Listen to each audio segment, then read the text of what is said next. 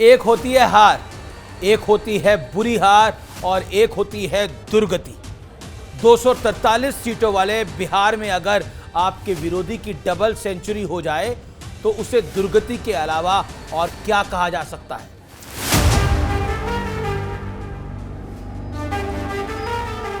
चौदह नवंबर 8 बजे ballot box खुलेंगे, मतपेटियां खुलेगी, 9 बजे मतगणना शुरू होगा और 1 बजते बजते लालू राहुल की पार्टियों का सुपड़ा साफ। नमस्कार व्यूअर्स, मैं हूं अमीश देवगन। सत्य और तथ्य में आज बात होगी राहुल गांधी के हार वाले शतक के सेंचुरी हमेशा वैसी नहीं होती जैसी आपने अक्सर सचिन तेंदुलकर को लगाते हुए देखा है। कुछ सेंचुरीज करियर पर दाग की तरह होती है। यह ऐसा शतक होता है जिनके पूरे होने की इच्छा विपक्षी टीम को ज्यादा होती है। राहुल गांधी के साथ भी कुछ ऐसा ही हो रहा है, क्योंकि बिहार का चुनाव हारते ही राहुल गांधी ने बीते 2 दशकों में 95 चुनाव हारने वाले नेता बन गए हैं। स्वाभाविक है, जिस प्लेयर का ऐसा ट्रैक रिकॉर्ड हो या फिर रिकॉर्ड हो, उसकी सेंचुरी की कामना विपक्षी टीम को ही हो सकती है। इसलिए बीजेपी अक्सर कटाक्ष अंदाज में राहुल गांधी को अपना सबसे बड़ा कैंपेनिंग फेस बताती है। इन सारी बातों को सही माने तो संभव है कि राहुल गांधी के मैदान में उतरते ही सबसे ज्यादा डर कांग्रेस को ही लगता होगा। बहरहाल ये तो सब अंदाजा यानी अजम्पशंस की बातें हैं। असल बात यह है कि राहुल गांधी ने जब जब प्रधानमंत्री नरेंद्र मोदी पर सीधा हमला किया है, उन पर पर्सनल टिप्पणी की है, जनता को ये कतई पसंद नहीं आया है। मैं एक एक करके आपको एग्जाम्पल के साथ बताऊंगा। पब्लिक ने मोदी पर हर पर्सनल अटैक का कड़ा जवाब दिया है। याद करिए, साल 2019 था वो, और राफेल डील को लेकर राहुल गांधी बड़े उत्साहित थे। राहुल गांधी ने चौकीदार चोर है वाला कैंपेन जोर शोर से शुरू किया और मोदी को बोला चौकीदार चोर है। खूब रैलियां की, खूब भाषण किए, बड़े दावे पेश किए और यह कहा कि पूरा देश देखिए, भाई और बहनों देखिए, पूरा देश चौकीदार चोर है के नारे लगा रहा है। नतीजा क्या हुआ? 2019 लोकसभा चुनाव में बीजेपी ने अपने इतिहास की सबसे बड़ी जीत दर्ज करी, जबकि कांग्रेस 52 पर अटक के रह गई। 2019 में राहुल गांधी कांग्रेस के राष्ट्रीय अध्यक्ष बने थे।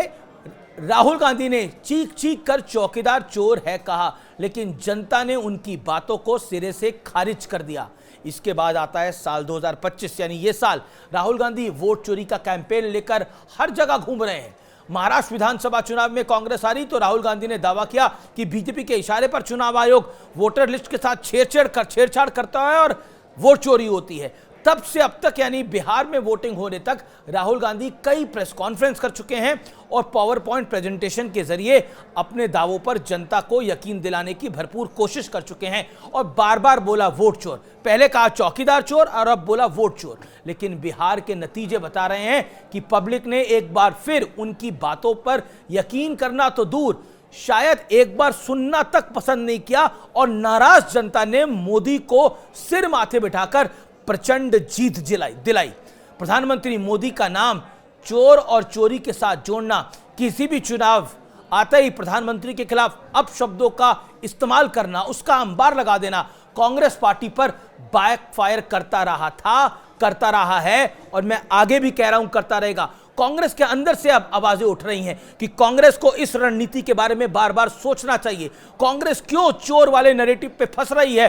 कांग्रेस फंस रही है या फंसाई जा रही है? ये कांग्रेस के कई वरिष्ठ नेता बोल रहे हैं और मेरे सूत्र कह रहे हैं कि कांग्रेस में भी इस बात को लेकर 2 मत हैं और वो 2 मत यही है कि चोर का नैरेटिव आगे बढ़ाना चाहिए या नहीं बढ़ाना चाहिए। इसके बावजूद बिहार चुनाव में प्रधानमंत्री मोदी की स्वर्गवासी मां तक को अपशब्द कहे गए। नतीजा साफ है, सबके सामने है।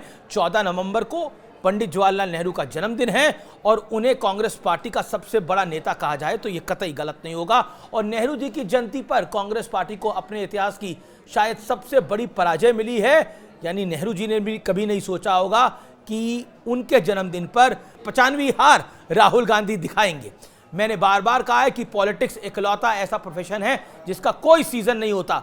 इसमें ना विंटर ब्रेक है और ना ही समर ब्रेक, ना फेस्टिव ऑफ है और ना ही वीकेंड ऑफ।